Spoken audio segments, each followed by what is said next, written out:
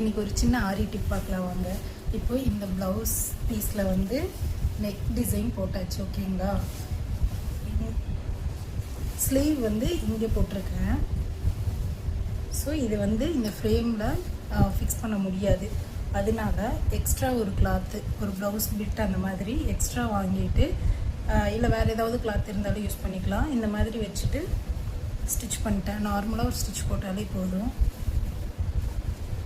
இப்போ இது ஈஸியாக ஃபிக்ஸ் பண்ணிடலாம். வாங்க பார்க்கலாம்.